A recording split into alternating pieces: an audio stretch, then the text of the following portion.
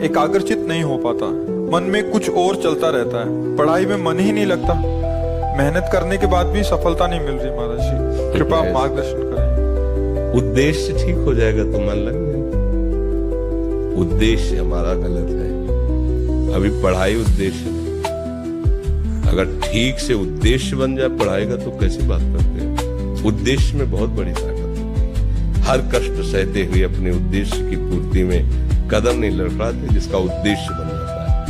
उद्देश्य बन जाए तो ब्रह्मचारी हो, उद्देश्य ठीक हो, एक बार पढ़ लोगे, 1000 वर्ष अगर जीवित रहे कभी भी पूछ लो बात आ जाएगी उसके दिमाग में। अब नाना प्रकार की क्रियाओं से ब्रह्मचर्य का नाश करे, अपने उद्देश्य का नाश करे, तो फिर यही बातें होती जो आप कह रहे हो। कक्षा 9 पढ़े, व्याकरण नहीं पढ़े, शास्त्री नहीं पढ़े, कहीं दूसरी जगह ऐसे नहीं गए कि बैठ के सत्संग सुन के और सीख के बोल रहे, तो भगवद आश्रित हो जाओ। अब आप खुद समझना हमारी बात को, आप खुद अपना नाश कर रहे हैं। ब्रह्मचर्य का नाश, वीर का नाश, जीवन का नाश है।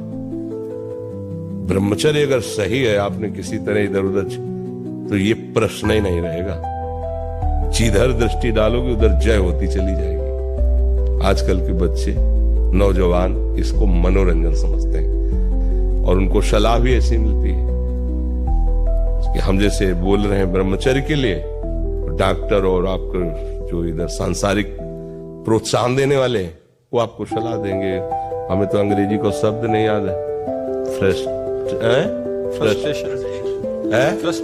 हाँ, अब यही जो स्टेशन कह रहे हैं गाड़ी स्टेशन से अलग कर दो तो बोले तुम बहुत शांत हो जाओगे और फिर अपने काम में हो। देखो कैसा उपदेश दिया जा रहा है कि वो तो ये जो कमियां है ना, ये कोई भूत नहीं है जैसे लोग कहते हैं ना, पता नहीं कौन, ऐसा कुछ नहीं। गंदी आदतें हैं, इन पर संयम लाओ। आप समझ स्वीकार करते हो हमारी बात की, इसमें आपको संशय है?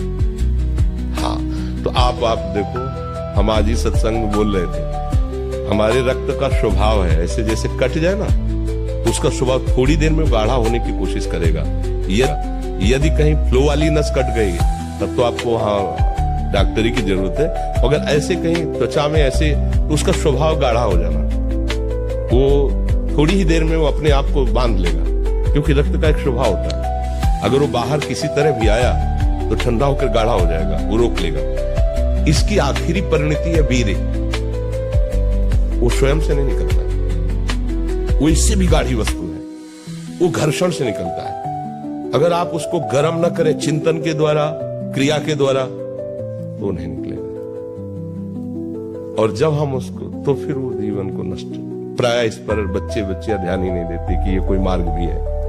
और परिणाम क्या होता है कि फिर वो संसार में, जिसे डिप्रेशन कहते हैं, मानसिक रोग से ग्रसित हो जाते हैं, क्योंकि इसका परिणाम यही है। या तो आपको प्रमाद और आलस्य युक्त होकर समाज से अलग पड़ा रहना पड़ेगा, और या फिर आखिरी कि आत्महत्या कर ले, ऐसी सलाह आपका मन देगा, ऐसी स्थिति में पहुंचा देगा। इसलिए हमें लगता है जब तक ब्याह न हो तब तक ब्रह्मचर्य से रहो, ब्याह भी हो जाए तो संयम से रहे। ये जीवनी शक्ति है, इसे के साथ खिलवाड़ नहीं करना चाहिए। पढ़ाई लिखाई वो कैसे तुम्हें बताए, अभी आप छेड़ना मत।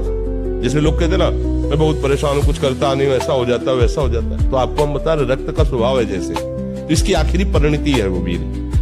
उसका स्वभाव नहीं है बहना, उसका स्वभाव ऐसा है, उसको जब तक ताप नहीं लगेगा तब तक वो बाहर नहीं हो सकता। आपने गलत अभ्यास किया, माना 2-4 महीने 5 महीने वो अपने अभ्यास वश पतित होगा, लेकिन आप छोड़िए, उसका चिंतन छोड़िए, उसकी क्रिया छोड़िए, अपने आप वैसे हो जाएगा। जैसे रक्त है, आप 1 महीने में देना शुरू करो, जो देने का नियत कितना, 100-200 ग्राम 500 ग्राम जो भी दिए, 3 जो भी आप दीजिए, हर महीने तैयार हो जाएगा। और आप ना दीजिए तो आपके शरीर को अभ्यास हो जाएगा, आप दीजिए तो शरीर को अभ्यास हो जाएगा। वो शरीर, अगर आप रोज 300, तो फिर क्या होगा, आप मर जाओगे। समझ रहे ना? ऐसे शरीर की क्षमता, जैसे डॉक्टर जन के देखते हैं तुम्हारी क्षमता नहीं खून देने की, चलिए, क्योंकि अगर निकाल लोगे क्षमता नहीं तो उसकी हानि हो जाएगी। हाँ तुम्हारी क्षमता है, तुम्हारे अंग ठीक है, तुम स्वस्थ हो, महीने में ऐसा या जो समय अवधि, सोचो रक्त की आखिरी परिणति है, अन्न रस जो हमने पाया उसकी परिणति धीरे धीरे परिवर्तित होते हुए मांस, मज्जा, रक्त, इनके वो आखिरी सप्तम धातु है वीर्य, और उसके साथ ऐसा खिलवाड़, कैसा जीवन होगा आपका?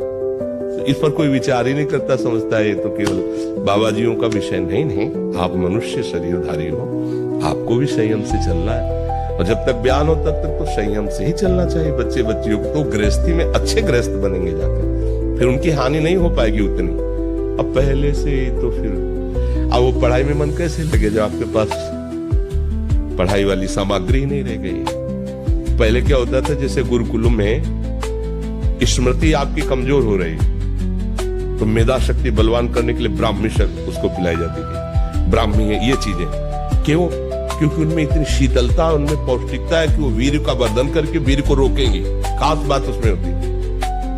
अब इस बात को ना समझ करके ट्रेंड बनाते हैं और वो विनाश का खेल खेलते हैं जो हमारी सारी सांसारिक और पारमार्थिक दोनों उन्नति का नाश कर देता है। अब उस प्रश्न का क्या उत्तर है और उसके लिए क्या सलाह? आप सही ढंग से रहो, अच्छा खाओ पियो, थोड़ा व्यायाम करो, सबके प्रति पवित्र भाव, अभी आप आनंद में आने लगोगे।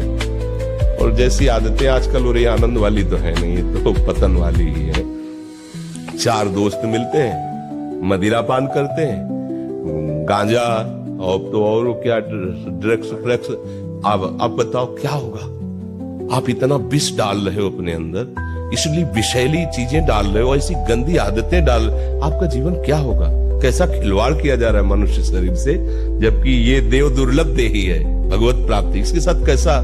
तो बच्चों को न तो सत्संग मिल रहा है, न शास्त्र स्वाध्याय मिल रहा है, ऐसा ही संग मिल रहा है जो पतन का कारण क्या हो रहा है। अच्छा, खुद पढ़े लिखे हो और शराब पी के नाले के कीड़े की तरह पड़े हो, माता पिता का अपमान कर रहे हो, मन मानी बेविचार कर रहे हो, पढ़ाई लिखाई क्या हुआ? पढ़ा लिखा भाई, विद्या तो वही जो विनय, पवित्रता, शालीनता, सभ्यता, नम्रता, ये तो सद्गुण विद्या में आज की रह नहीं रहे।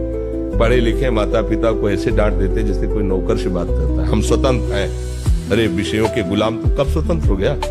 स्वतंत्र तो परमहंस जन होते हैं जिन्होंने इंद्रियों को अब जीत लिया और भगवद आनंद में मस्त हो, वो स्वतंत्र हैं। इंद्रियों के गुलाम तुम स्वतंत्र हो, जो विषय जब चाहता है तुम्हें गिरा, तुम स्वतंत्र हो। माता पिता, गुरु, शास्त्र, इनकी परतंत्रता स्वीकार करने वाला ही स्वतंत्र होता है। ये मनमानी आचरण जो आजकल समाज में विस्तृत हो रहे हैं ना, ये पतन, अशांति और पाप का कारण बनते हैं, जो बहुत हानिकारक है। तो बच्चा सावधानी से रहो, चाहे उसको संभाल लो जीवन। जब से ज्ञान हो जाए तब